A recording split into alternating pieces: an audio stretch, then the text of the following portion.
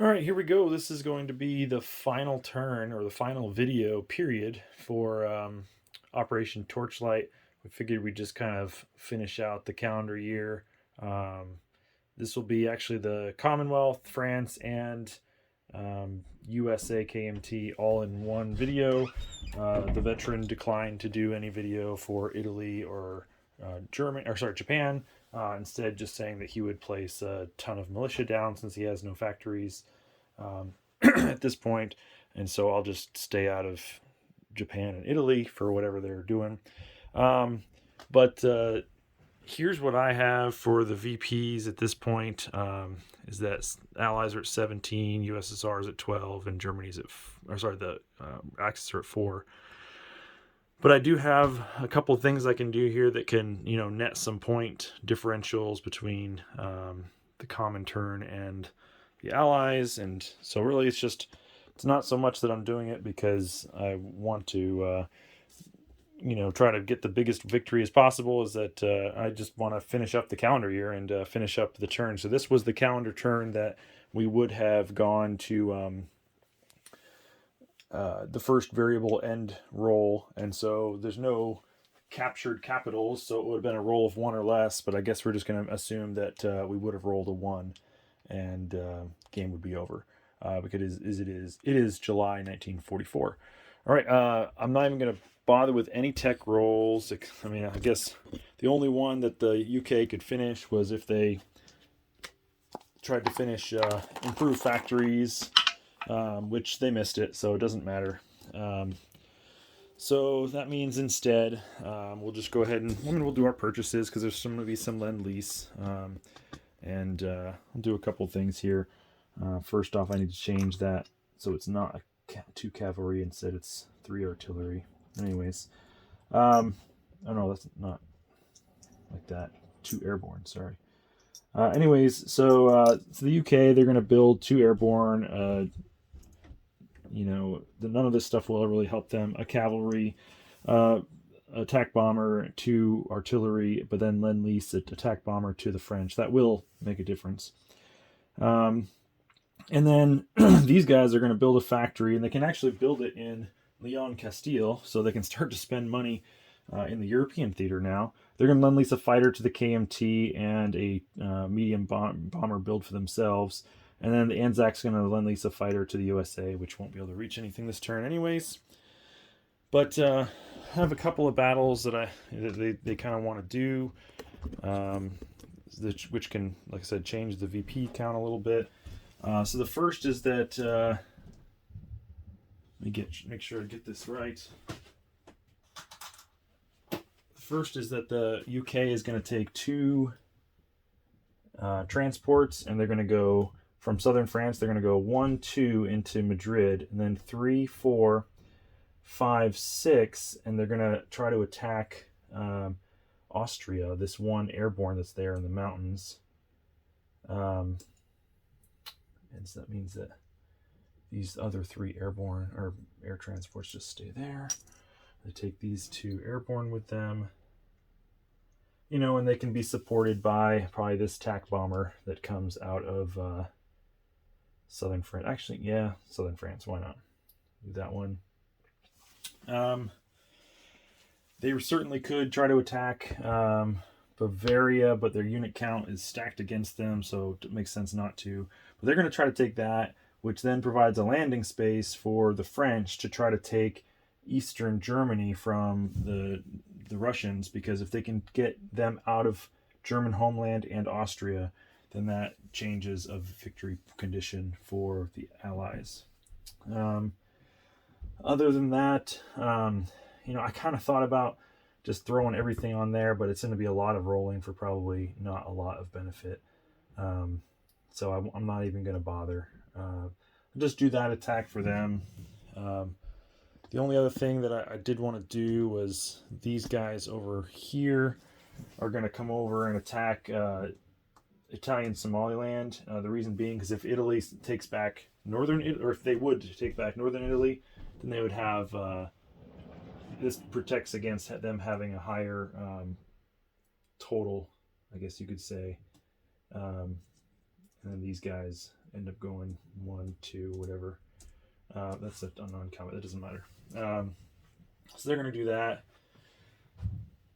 I kind of wanted to attack here, but I don't have enough and to go into Russia there. I mean, I can walk 1 infantry forward into Turkmenistan, but it doesn't really matter because it's not worth anything, so it doesn't change VPs.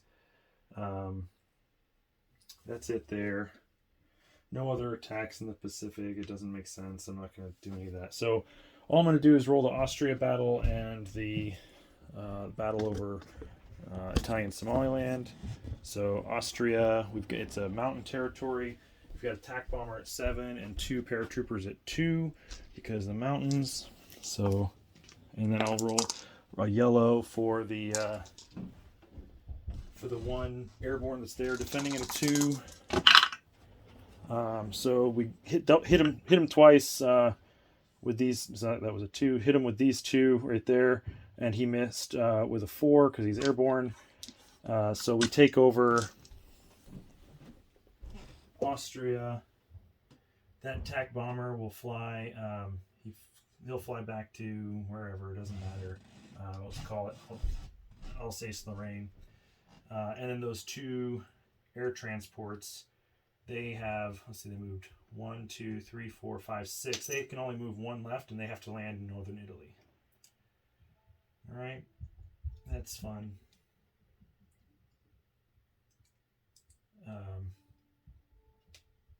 But that takes Russia down from having 1 extra territory worth an IPP value, and it helps out with my thing as well. So that means UK goes to 31 and Russia goes to 58. Okay, the other battle going into Italian Somaliland, we've got 2 battleships bombarding, so we can do that, and then plus 2 infantry in yellow trying to land. Miss on everything, and there's 1 infantry defending. He missed. So now we just got 2 infantry versus 1 infantry. That's it. Nothing.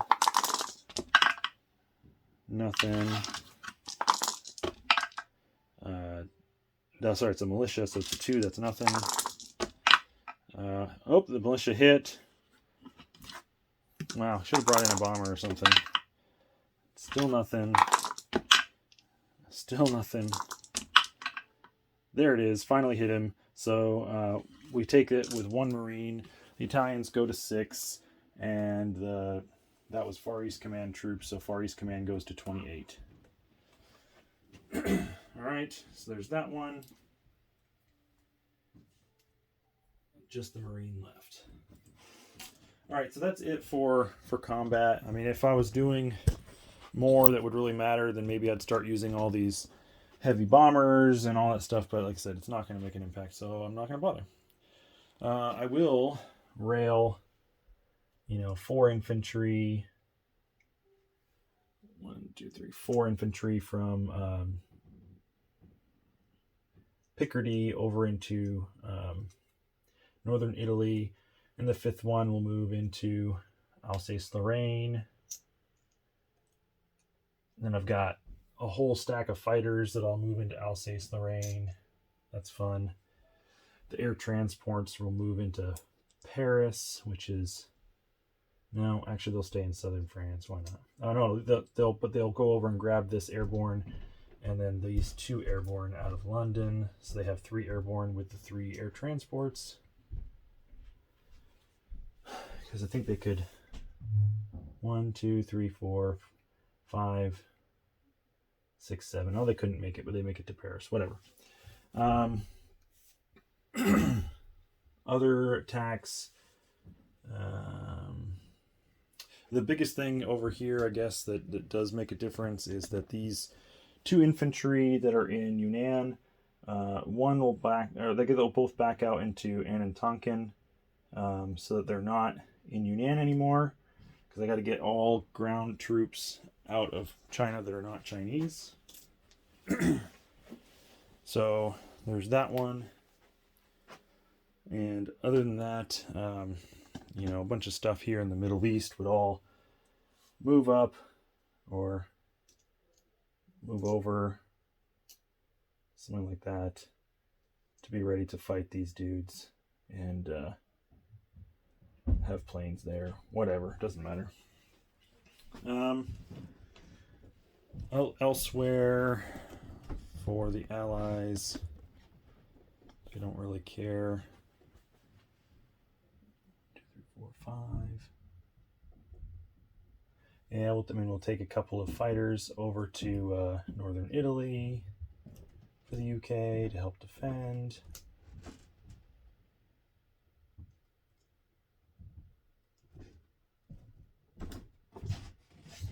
Two more fighters.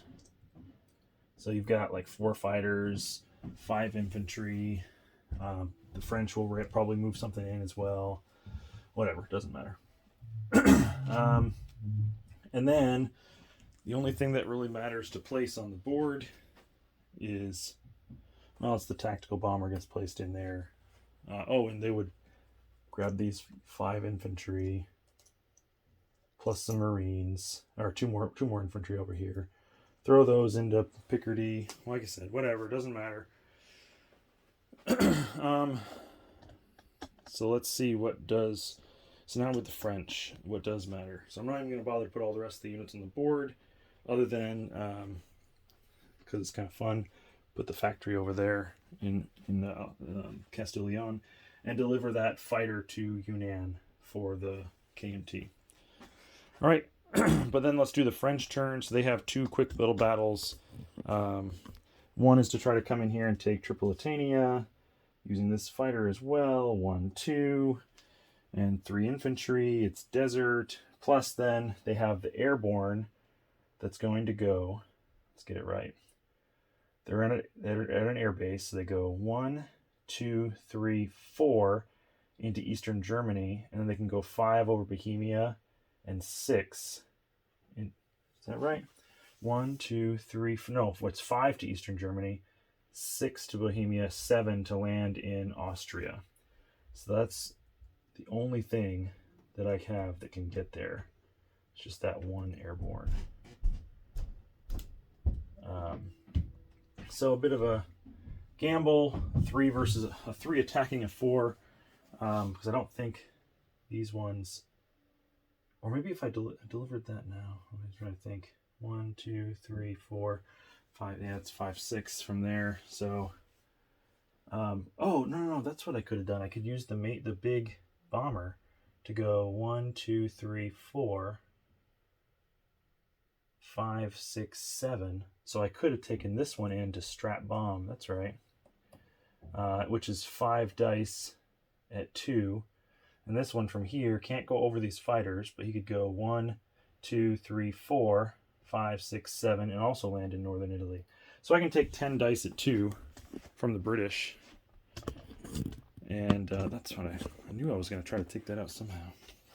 1, 2, 3, 4, 5, 6, 7, 8, 9, 10. Just need 1 hit. And look at that. I got 1, 2 hits. So actually that Katushka was dead, and then the German, or the French, are able to land their guy there, which is worth 4, and then land their air transport in northern Italy, along with both of those 2 heavy bombers from England.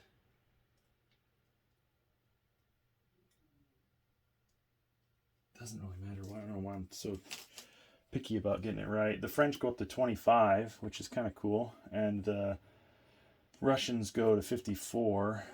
The other battle in Tripolitania, I've got 3 infantry at 1 and a fighter at 6 versus an infantry at 4. I'll do that in yellow. And got it. No, I didn't get him. It's only a 2. I used to do a 1. Got him there, and he missed. So we take that one too, just to make sure the Italians couldn't come back on their turn. They go to 5, and French goes to 26, and that's another one for them. That fighter lands in northern Algeria. Okay. The French, they had, I didn't show their build. They had a couple of cavalry, a tank, a mech, whatever. Like I said, it doesn't matter.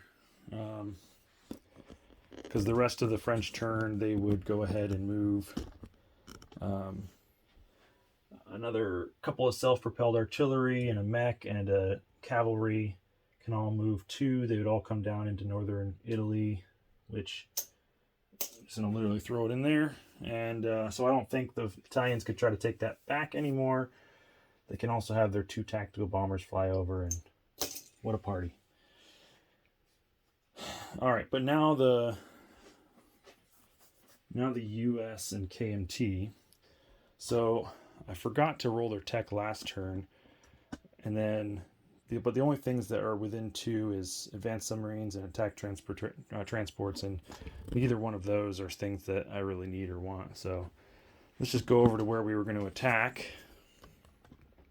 So we're going to airborne with the KMT up in to take Novosibirsk, which is worth 3, but it's also an IPP value territory. He has to land in this Uli whatever. So that's puts the Russians down to 51, KMT up to 26. And then because they attack, the US can come up here. They're going to take this Marine going into there. We've got these 2 units here that need to get out of Peking. So they can take this transport here, go, because there's a major naval base, can go 1, pick them up, 2, 3, drop them off up there. I'm actually going to drop off the Marine there and the infantry in Magadan. So that actually goes to the U.S. And maybe Amur would go to the U.S. as well. And they can be supported by a tactical bomber, or actually a fighter. Let's do a fighter. And then over here, I'm going to get 1 cavalry into Western Manchuria, supported by attack. We're going to put 1 infantry from the KMT into Eastern Manchuria, supported by attack.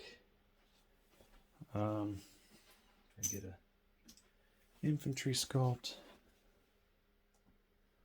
And then I'm going to come up here and carpet bomb the heck out of Amur, or Cheetah, with 10 dice, and take in these 2 infantry that are remaining. I got a Marine that's going to come up here and take over Central Mongolia. So that's worth 1, but it takes away a victory point for the Russians. And then I've got 1, 2, 3, 4, 5 cavalry, plus a medium bomber, a jet fighter, another medium bomber, and a fighter going up against these 3 units here. But I'll take this one up here to go as well. So that's what, 1, 2, 3 to try to carpet bomb. So I got 15 dice against those. That's it. That empties everything out of China that I needed to get out of China. Nothing else matters, but it definitely could be an impact. All right, so I got 15. Let's see. Well, let's try to go into Amur first. So Amur has 2 Marines and a fighter versus an infant versus a militia. So a fighter, 2 Marines, and a militia all at the same time. So the fighter hit, the militia missed. So that one's taken over. So I'm not even worried too much about the value of the territory now. It's just about whether or not we take away stuff from them. Now we can do Eastern Manchuria, so it's just attack and an infantry. There's no terrain on this one.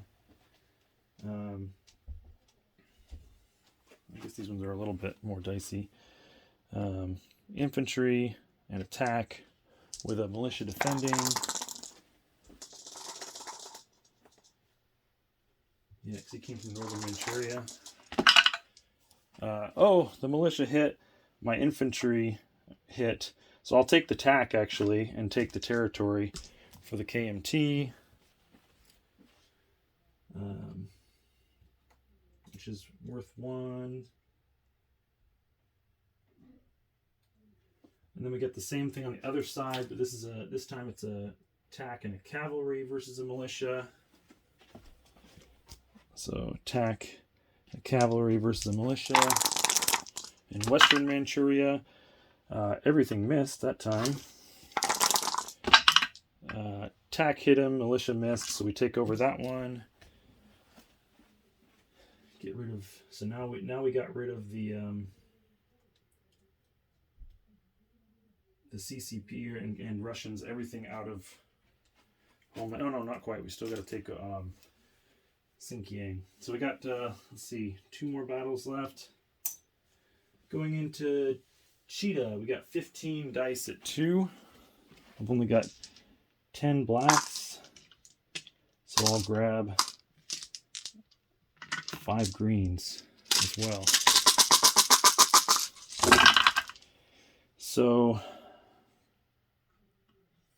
I only get 2 hits. 2 hits out of all that, which is 2 militia. And that's not good because we're probably not going to take Cheetah now. Because now I've got a tank. And then I've got 2 infantry shooting at 1, and then I got a tank and with all 3 militia shoot back. So,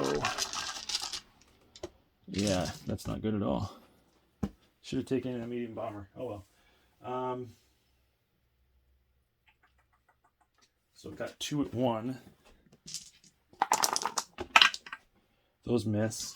And then he's got 3 militia at 2 and a tank defending at 5. So, they all missed. But now I've got a militia and a tank versus 2 infantry at 1. So this losing battle. Nothing. Nothing. All right, there we go. Lost 1. And actually, I'll probably just retreat. Nothing that round either. I'll just retreat, and he keeps Cheetah, unfortunately. And then, the last one, Xinjiang. So I got to get foreign troops out of China. So I've got 5 cavalry, a fighter, a jet fighter, and 2 medium bombers. But we do have first strike for the advanced artillery, which I believe is at 4. And he hits, so we lose a cavalry right away. And then, so now I've got 1, 2, 3, 4 cavalry in black, 2 medium bombers in green, a jet fighter in yellow, a regular fighter in red.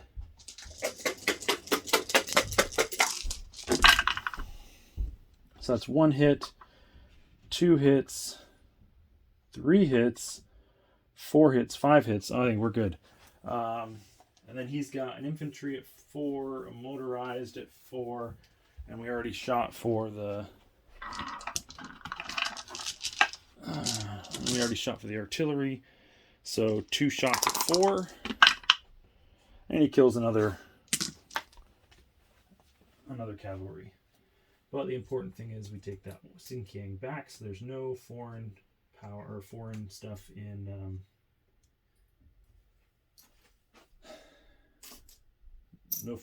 China.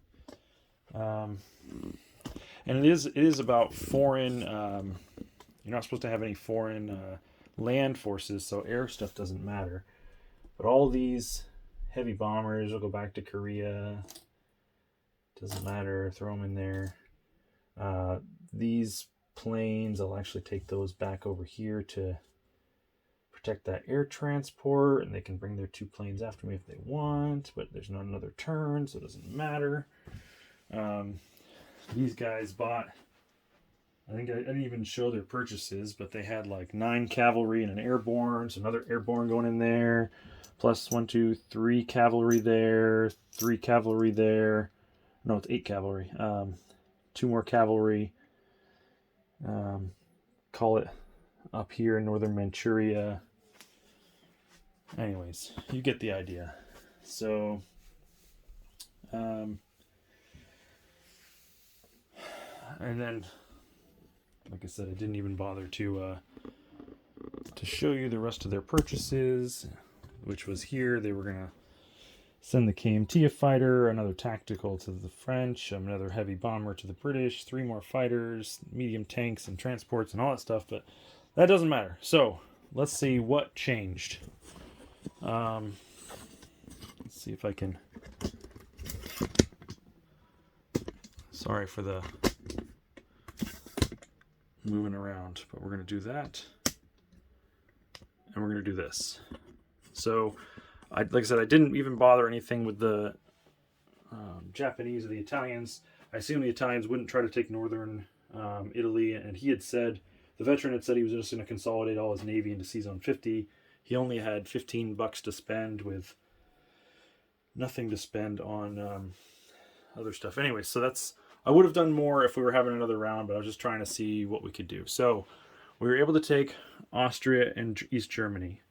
And what that does for us is, if I have my marker, is it takes away 2 of these USSR expansions. So they're down to 8. The lost homeland stays at -1 for Germany. But it also gives us this, Great Britain's communism, or contained communism point. So that one's done with those 2. By taking Mongolia, East and West Manchuria, Central Mongolia, East and West Manchuria, those get rid of, let's see, Mongolia takes this down to 7 of their worldwide communism. I think that's it for that one. And then Manchuria and West Manchuria, East Manchuria. So now we make sure that we've expelled all foreign influence. So that's 1 for the KMT over here. It also got rid of the lost homeland for the KMT. So the only thing that they're missing that's worth an IPP value that counts as homeland is Formosa. So they have -1 there. And then they were able to take, so they still have Primorsky Krai, but they were able to take Amur and Novosibirsk. So that changes from -1 to -3 for lost homeland for this USSR. And CCP is still at 0. I think everything else remains unchanged. Yeah, this was 5 points for the lost territory in Eastern West Manchuria, worldwide communism, and then the lost territory. Okay, got it. All right, so in the end, we end up with, that's 0. We have 1, 2, 3, 4, and that cancels. So it stays at 4 for the Axis. The USSR is at 7, 8, 9, 10. -3 puts them down at 7 to finish up. And then Great Britain, or the Allies, they're at 1, 2, 3, 4, 5, 6, 7, 8, 9, 10, 11, 12, 13, 14, 15, 16, 17, 18, 19, 20, 21, and those cancel. So 21. So, I mean, obviously, I think if I was doing an actual turn where I didn't think it was the end, I would have strap bombed as much as I could those 2 major factories, or tried to take, been a little bit more focused on trying to take the Cheetah factory back again, and then strap bombing the one in Kazakhstan. But also with the FEC having a major push of stuff up through Iran, that would hopefully place the Kazakhstan factory in jeopardy. All right, so with all that said and done, what do I think about the game? My comments. So first off, I think it was a really good game. I definitely learned a lot. I had only played V3 like one time prior to this, and that was like 18 months ago. Um, Actually, almost 2 years ago, because I was overseas all of last year. So I was pretty rusty at the beginning. So we'll talk about myself. So some of my major mistakes. One was I left my Navy over here too exposed as I tried to cover down convoying on so many sea zones and escorting with ships, and so I lost a huge chunk of Navy over there. That was a big mistake, um, to let that one go, because I lost all my capital ships in the Atlantic. Obviously, I probably would have. I mean, I've got on this next turn. I just put these two battleships over here off of Africa. The next turn, they are 1, 2, 3 up here in the middle of the Med, and then if it wasn't the last turn, I probably would have taken most of this fleet and started to bring them around as well. So that next turn, I could have converged in the Med and probably not destroyed his ships, but at least put a hurt on it, and another couple of turns maybe been able to take that one. But I think that's really the Med security point and the contained communism are the only ones I didn't get. So for contained communism, I think it would have been a battle back and forth off of Germany trying to see who can get to Berlin faster, and I think he definitely talking about Fighting Irish with Russia, he definitely had a better push, a better avenue to get in than I did because the veteran stacked his Western Europe's defenses. So what I did wrong was, number one, made a lot of issues. I didn't realize that you can move, like the seaplanes can be on escort. I thought they could move to and continue to be on escort as long as they're still within 2 of a landing place. I had all sorts of issues that I messed up there early on. But I think, like I said, the most egregious was losing my Navy over there for the UK. The US, I mean, their solution or their ticket is definitely lend-lease like crazy. Give all your money away, get the money to the fight, make it hurt. And even if you're lend-leasing from like France to somebody else, yeah, I mean, if you can put units into the fight sooner, then it's better than being able to wait. You're having to wait until longer. So, I mean, that's why the Commonwealth constantly lend-leased to all three: France, U.S., and KMT, and then the U.S. would constantly lend-lease to all three: the Commonwealth, France, and KMT. And I even had KMT lend-leasing once they became a major. So that's with the Allies, you have to do that. That's a huge way to be able to be powerful and get more units to the front faster. Because if I'm lend-leasing with both Commonwealth and France to KMT, then KMT has those 2 extra units to use on their very next turn. So I think the lend-lease thing went well. I definitely, so if I want to talk about the Axis, I think the Axis pushed really fast, really hard, as Fighting Irish said in his video. And what that did is it forced myself and Fighting Irish to team up a lot more strongly early on. I mean, even so much that the U.S. lend-leased their entire bank of 23 IPP to the Russians on the turn right before they were able to buy everything for all their land units for a 1 IPP discount. I mean, and that right there, that's like 12, 13, 14 units, something like that, depending on what you actually buy. And that was huge. I mean, that really, really hurt, I think, the Axis. As did Fighting Irish already talked about the Spain thing. I agree with him on that one. That the International Brigade kind of came back to bite the Germans as well. The only other thing I'll say, like with the Axis, because they forced us to work together, it kind of hurt them. It was not really a 3-way war for quite a while, which is, I think, the way the game really needs to be. You have to kind of pick and choose how you're going to align with when it's beneficial and when it's not. But I do think that the veteran, to me, his biggest mistake was he spread himself too thin too many times, where he'd have more powerful units that could and should do better in their hits. But, I mean, all it takes is a couple of dice to be off, and then if you're spread too thin, then you just open yourself up for counterattacks. And that's exactly what happened, I think, with the Japanese over here in the Pacific. That, I mean, the battle up off of Alaska did not go very well, but he spread himself so thin that I was able to come and take out the fleet that was at Hawaii.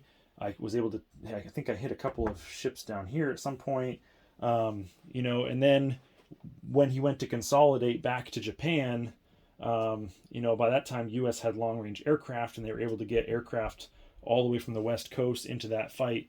And it was very close. It was like a 50-50 battle, but then the dice just went my way on that one, and that was like the end for the Japanese. I kind of like what he did in not going into China and instead getting the Dutch East Indies and just focusing on that. But I think by doing that, and then by being so strong so early as the Germans as well, that's what kept the truce going in China between myself and Fighting Irish. And we definitely worked that really well. And it was the plan kind of early on to develop KMT into a major to fight the Japanese. But I think the problem with that is I had massive stacks just sitting on the coast here waiting for the Japanese to try to come in. And then when the Japanese were done and wiped out and then really weren't not a threat anymore, the only thing to do with those stacks was to go then turn on the CCP and the Russians. Now, the Fighting Irish and I had that truce where we weren't going to fight, and then I was the one who broke it and declared war on Russia. I still feel bad for that, but I think given that I saw him starting to move towards Iran with Russia, I had to respond. And I think Fighting Irish even said that his mistake was not going in a little sooner with the CCP to go after the KMT. He did have a good window that he could have done really well up here in Peking and Rehi and all that stuff. But at that point, I already had these massive sacks down here on the coast. So I don't know if it would have lasted too long, but it definitely would have given him a bigger boost and helped. The one thing I think Fighting Irish mentioned it that went so bad was my rolling for the KMT over here. They just really stunk. But the battle in the Sea of Japan went really well. That's what mattered. And also the other one that went really bad was my attack on Western Germany. Statistically, I should have had that one. That was just nasty. So a couple of big battles that really set me back as the Allies, but fortunately, kind of able to overcome it. I guess since I'm talking about Russia right now, I loved Fighting Irish's defense of Russia. That was one of the more successful ones I've seen, and I think he did really well. I really don't know. Yes, Germany got diced a little bit on some of their attacks, but at the same time, Germany hadn't built up a lot of fast movers, and so because the Allies were putting pressure on Western Europe, they kept all of their slow movers back, and they didn't really have a huge amount of forces reinforcing the push. And I think that definitely contributed as well to the Russians being able to turn the tide so quickly in Eastern Europe, or into Russia. So I think that went really well for him. The biggest thing I think with that one is I still think he did really well, and I still think at this point we could have gone another 5 rounds, and it would have been the Allies are doing really well. They were making like 220 or 219 IPP last turn, so that's really hard to beat. But with Germany focusing on their Western defenses and then Russia able to focus more as they spent almost everything over here against China this last turn, it could have been it really could continue to be a slugfest over here. You see that China is really starting to empty out anyways because they lost all their units on these attacks in Suiyuan and Shenxi when I got diced like crazy. But anyways, I guess that's kind of the rest of my thoughts. I talked about the Allies. I talked about the Comintern. Talked about the Axis. I will say it was really interesting to watch how The one thing I maybe don't agree with the Axis as well is that the fact they didn't use Italy. So the fact that Italy just gave all their money to Germany every time, it allowed me as the UK just to continue to spend against Germany the entire time. If he had bought a couple transports, more than the one he already bought, but if he bought like 2 or 3 transports and started to pressure the Med, I would be having to drop units and money worth of stuff down here in Africa and the Middle East like crazy, which would have taken the pressure off of Western Europe. So I do think that was. I mean, I've seen that before, where Italy never declares the entire war, and then they can still get pretty much all their VPs, but it puts Germany at a disadvantage. So I think I like when Italy goes on the offensive and goes after Africa and forces the UK to spend, because it takes the pressure off of Germany in the West so that they can focus on Russia in the East. Um, that's my opinion. That's just something I'm used to doing. But anyways, so that's it. That's all I have. Sorry, this has already gone 40 something minutes, but just wanted to share my thoughts, and I also just want to say echo some of the stuff from Fighting Irish that he said.